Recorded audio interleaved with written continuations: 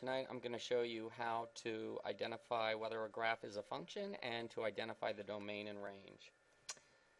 So if I look at the first function here, it's an absolute value graph, and I know it is a function because if I sweep a vertical line across from left to right, the line is only going to intersect the graph in at most one location.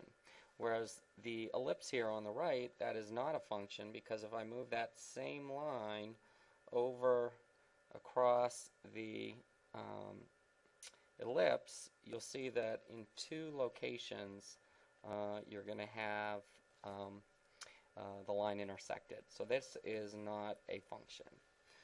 Okay, so let's look at what the domain and range are of this function on the left. So I can tell that the domain is going to be all real numbers because there's basically no part on the x-axis where the graph does not exist at some point. The range, on the other hand, is going to be all real numbers that are greater than or equal to 0. As you can see, the graph doesn't exist anywhere on the y-axis or in the third and fourth quadrants where y is negative. It just doesn't exist. It never goes down there.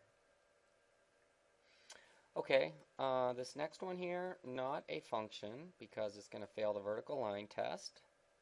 Alright, so we can not worry about the domain and range of that one.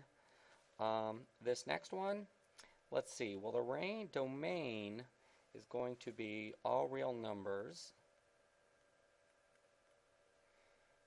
because basically there is no point left to right where the graph does not exist. So if you keep going to the left, the graph is going to continue on, and if you keep going to the right, even though it's going to be going up at a pretty steep angle, the graph is going to continue to move on to the right. Now the range, on the other hand, is going to be all real numbers that are greater than or equal to 2. Basically, that line, the curve of the graph, approaches the line y equals 2. It never goes below it. So that means nowhere below y being equal to 2 will the graph ever go. So the range has to be all real numbers greater than or equal to 2. Okay, this next one is just a line, and its domain, both its domain and its range are all real numbers.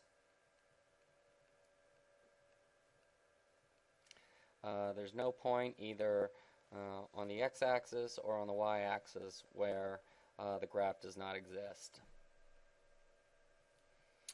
Okay, this one here, the domain is going to be all real numbers that are greater than or equal to 1, because I think you can see the graph never exists anywhere where x is less than or equal to 1. And then the range is going to be all real numbers, because this graph is just going to continue to go upward and upward without ever any location where the graph doesn't exist. Okay, this is a parabola. The domain is going to be all real numbers. And the range is going to be all real numbers that are less than or equal to 4. It's basically the graph never exists anywhere above y equals 4. So hence the range of possible y values are only going to be less than or equal to 4. Alright, first few words in tonight's sentence are once upon a midnight dreary. Okay, next one. Alright, both the domain and the range are going to be all real numbers.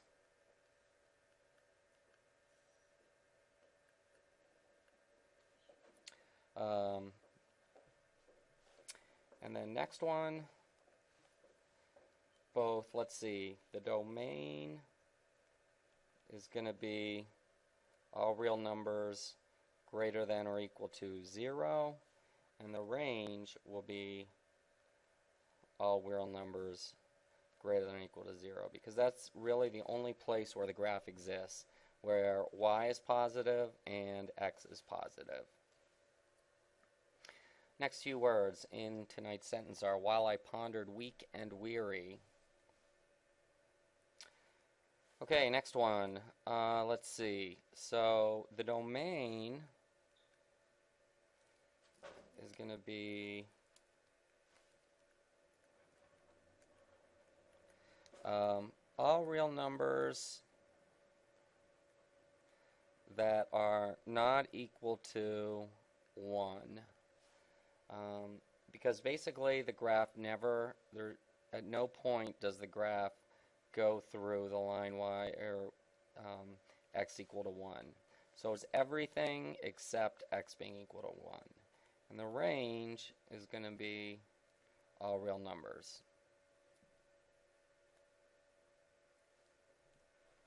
And then the last one here, okay, so that is a function. That's actually a sine curve. And the domain is going to be all real numbers. And then the range is going to be all real numbers that are in between -3 and +3. Alright, that's the only region on the y-axis where the graph exists. Alright, next few words in tonight's sentence are, over many quaint and curious volumes of forgotten lore.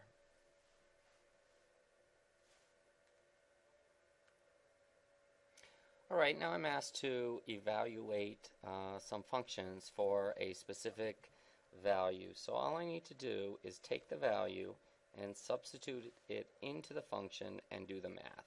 So that means g of -4 is going to be equal to 3 times -4 plus 4. And that is going to be -12 plus 4, which is -8. Okay, the one after that, I'm going to put 4 in. I'm going to get 4 cubed plus 4 squared.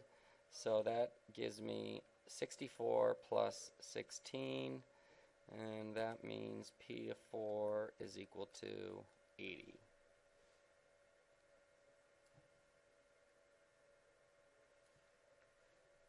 And then the next one, I'm going to take 0, substitute it in, and I'm going to get 0 squared minus 5, which means W of 0 would be equal to -5. Okay, and then lastly, I'm going to take the 9 in, put it in there. I'm going to get f of 9 is equal to 3 times 9 minus 1, which is 26. That was -5, and that was 26. Alright, the final few words in tonight's sentence are, while I nodded, nearly napping, suddenly there came a tapping, as if someone gently rapping on my chamber door. Okay, hope somebody watched this. This was helpful, and get a good night's sleep, and we will see you tomorrow. Cheers.